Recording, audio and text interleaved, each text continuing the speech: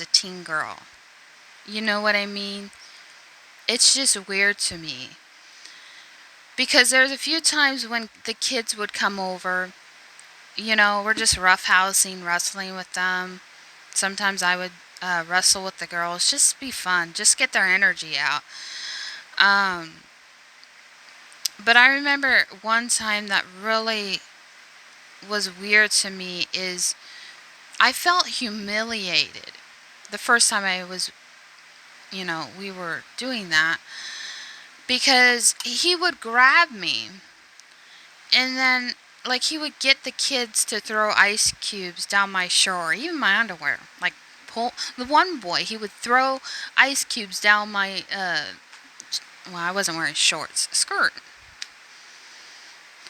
And then one kid would put his sock in my mouth. I know some kids can be vicious, but it's like I felt like he would use the kids to humiliate me. Even when we're out and about at McDonald's, they would throw things at me, but it's like him. He would start it.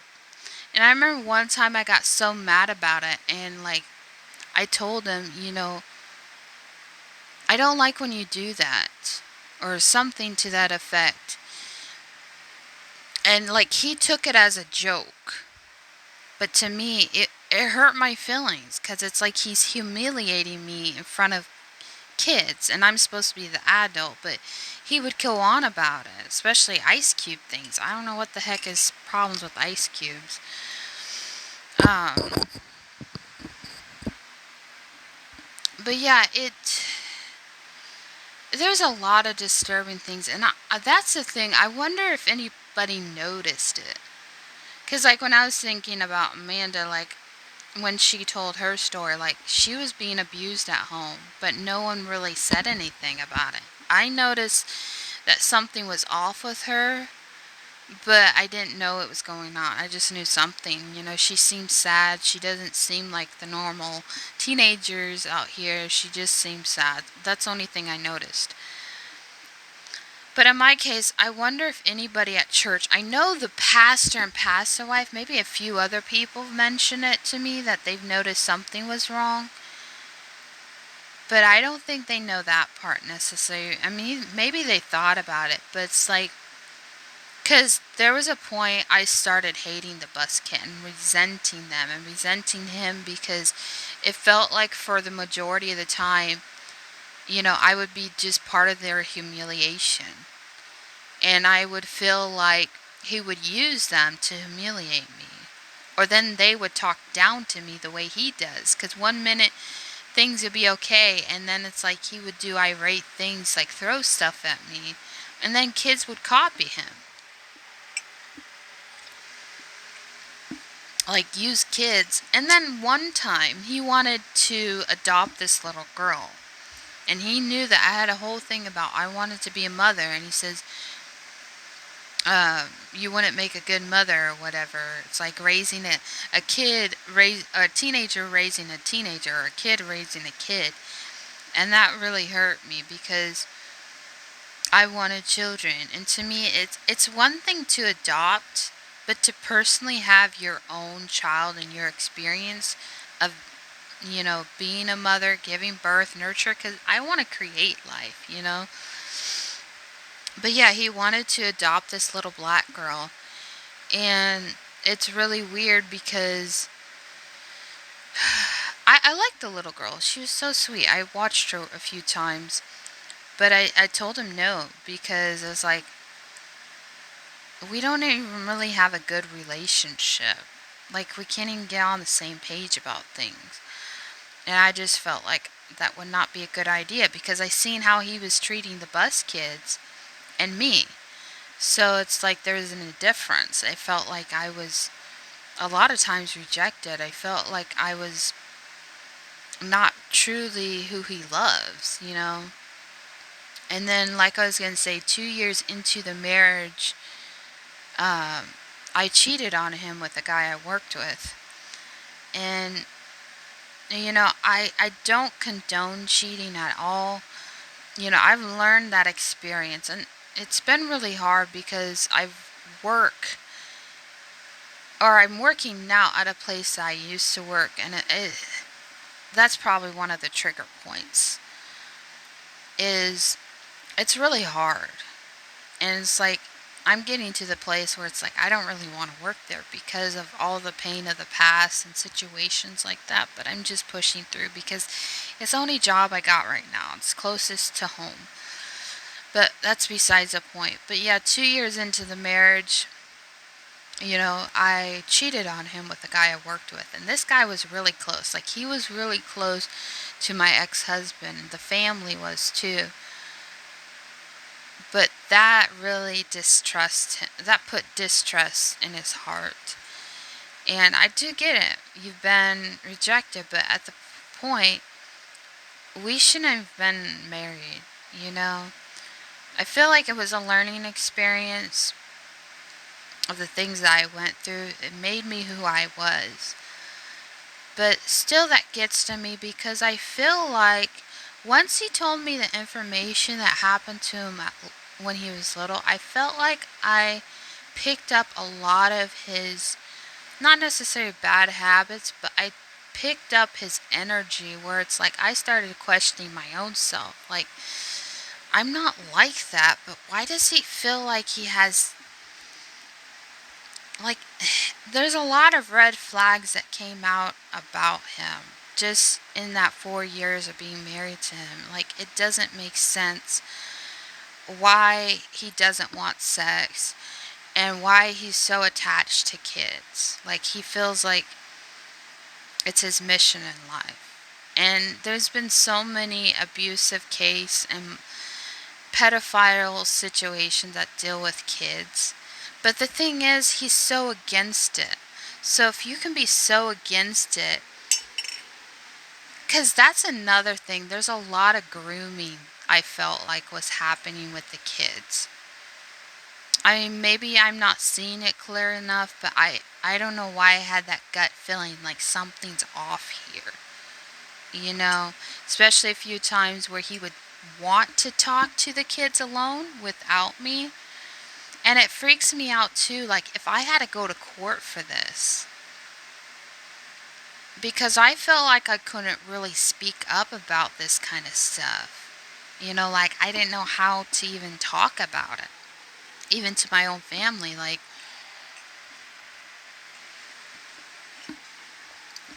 how do you talk about these problems? Where it's like you're questioning your own self. Like, was it actually right to roughhouse with kids? Does that make me a pedophile?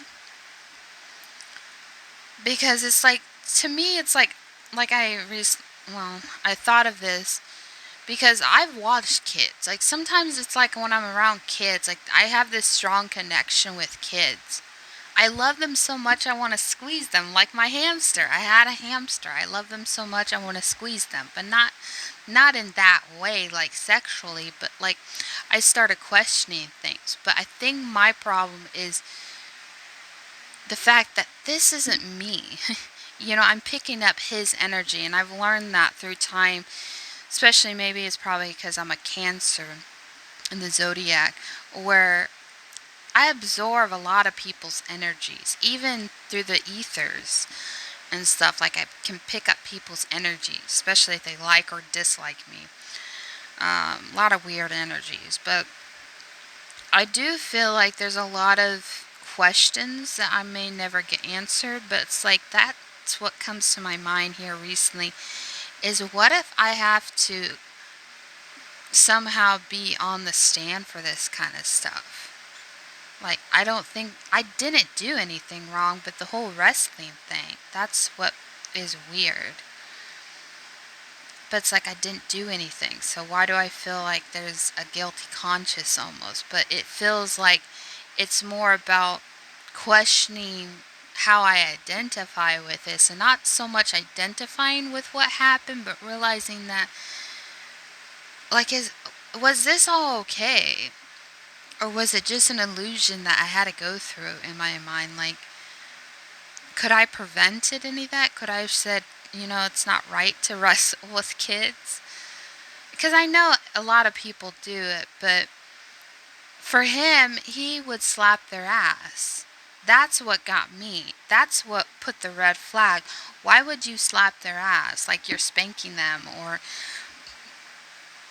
when they would walk, just slap their ass. But he would do that to me. So that's what weirdness, because he would be the candy guy at church, like giving kids candy, which I know a lot of people do that, but like if you look into what grooming is, it's weird.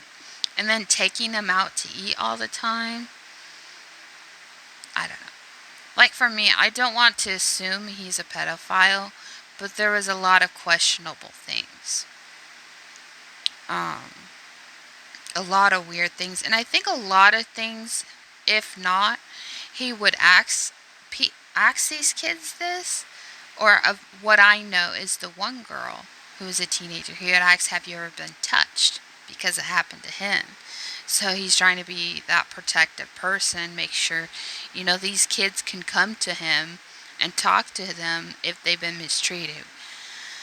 So like I said, there's a lot of questions behind his motives. There's always is with people a method to their madness, as he would say, about things he does. But my thing too, I hate to say it, but like he would drive hours of the night. Like he had a thing about driving at night, securing his place, his environment. Like sometimes he would be gone hours just driving around endless things. It's like, why are you just driving around? Or like this thing about security at church. Like it wasn't really a thing, but like he would always, sometimes, see, this is weird too. Sometimes he would be in the church parking lot just sitting there while we would be in church. And I think it's like being a security guard, because they eventually got that into the church, but it was just weird. And then another weird thing is, I mean, sometimes I would see him, like when I go on the bus, he would be already on the bus with a kid. And I'm sure like the different times church would get out and the kids' church sometimes would be different, but it's like sometimes he would be talking to a kid alone. So it's like it's just a lot of weird stuff. Because I felt like a lot of times, like I said, I felt humiliated by the kids. Like he would, like whatever he did, the kids tend to do. And I don't know if anybody recognized things going on. I know a few people that have told me, like even people that left that church because of him. They probably don't even go to church. And I even told him that one time, but that's besides the point. But back to my childhood, I feel like a lot of it is mistrust in adults. Because there was this, my dad's cousin, we found out he molested my cousin in the family. And I always, ever since the whole thing happened, that my hands got burnt, I would start picking up intuition. And a lot of people don't see it as intuition, they just see it as a gut feeling, but like highly alert on certain people. Like I would get radars off of them, like red alert, with adults. And even old pastor, when I was a kid, there was this pastor that actually, I thought he was weird. Like it was a huggy church.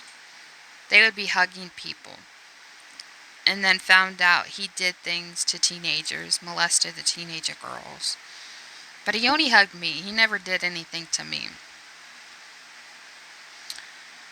And so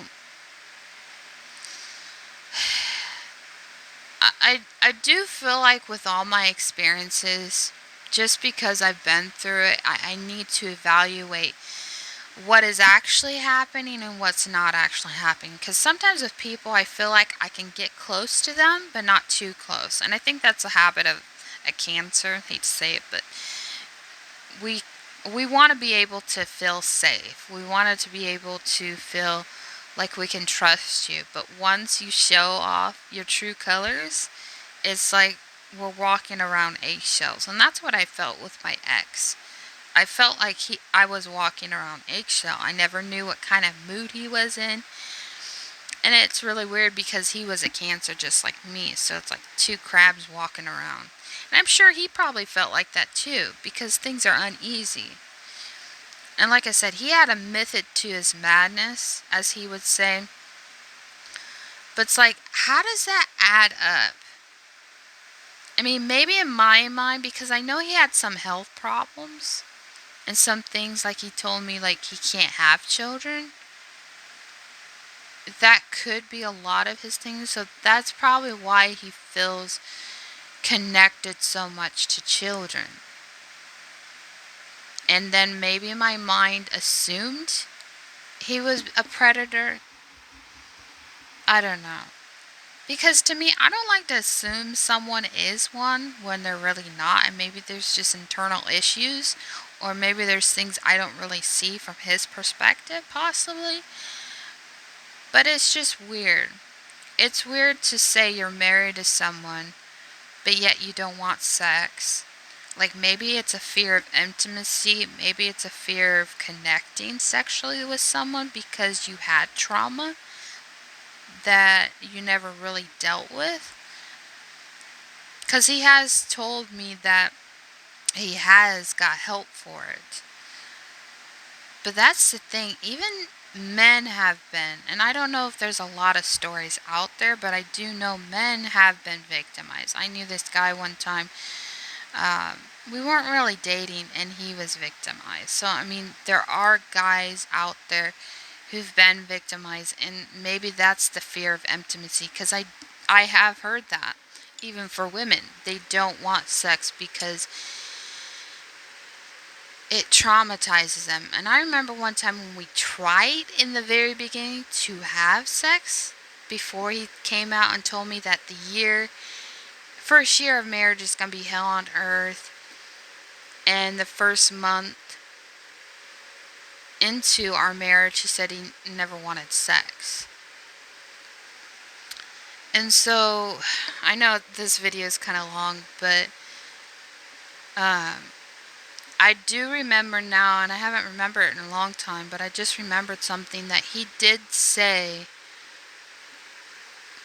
that when we tried to have sex, it almost killed him. Because when he was little, about 2, a car did run over his leg. So he doesn't walk straight. He walks crooked a little bit.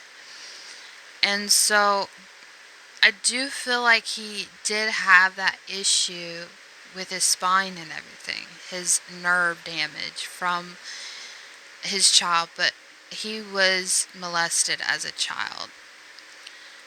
And so I hate to say that because it's his personal business, but I'm just saying, like, just so you know what's going on and my story can be heard, is I just feel like the red flags don't add up, because I feel like it could be two of either sides. It could be the fact he literally is in physical pain, which I can tell that. I can tell when I was married to him, he would have a hard time getting up out of bed. Like physically have a hard time getting out of bed. It could be that. But also too, there's just the weird side of how he interacted with the kids. Like especially popping their ass or slapping their ass. Like I said, maybe it's the method to his madness. Maybe it's ways I can't understand. And he probably would hate me for talking about him this way. But there's just a lot of unanswers. And like I said, I may never really get the full answers. Like he's told me about stuff. Like his health problems. Physical pain mainly. Like every day he has insomnia. But now looking back, and I'll try to close with this, everything that I've gone through from the point of my childhood until now, almost 30 years old, is your story needs to be heard. And I feel like a lot of people, why they don't tell their stories and why it took me so long to actually come out and say, especially talking about my ex, because he's a private person. And I feel like there's nothing wrong with talking about things. And like for me, when I'm talking about people, I'm not talking about them. I'm just sharing my experience. And like I used to feel bad to even mention his name about anything in this sentence because he would drain it in my head that you shouldn't say anything with my name in it. Well, the truth of it, this is part of the story that's attached with what has happened to me. And I'm not backing down on that. And I feel like a lot of men struggle with that. Like recently, my one boss, it's like her fiance literally got mad about the whole counseling thing because they have to do premarital counseling. And I feel like a lot of men, they have ego because we've been in counseling and he hated it, especially when he found out that my sisters and family knew, and especially the pastor and pastor's wife knew that we weren't having sex. He hated it. He felt like he lost trust in it, especially when I cheated on him, but he kind of knew that was going to happen. Anyways, I just want my voice to be heard. Like for me, I don't have any hates for my ex, or I don't have any hate for my dad, or even that man who touched me as a child. I just think it's time to express what's really happened to me growing up, to heal completely, to not be afraid to share. And I think a lot of people, like I said, it could be people you feel like you have to be silent because they've ingrained into your brain that if you speak up about this, then you're doing wrong. But it's killing you inside by just keeping it inside, like a secret from a victim or a predator who wants you to be entrapped by their control. Because for the longest time, I felt trapped with my ex. Like he had control over me. And then once I went through the healing process of being with him, from the emotional abuse and the mental and almost physical abuse. But it wasn't like actual physical abuse. It was just a lot of tearing down, a lot of mental games and manipulation. It took a toll on me. But I realized that I had to take my power back. That's when things changed for me. That's when I realized, am I really letting him control me in some way still, even though I'm not with him? Is there still some power about it? I don't know. Anyways, this is a really long video. I think like an hour long. I don't know how much of it's going to be able to get in on YouTube, but anyways, thanks for bearing with this long video. Anyways, have a good day. Bye.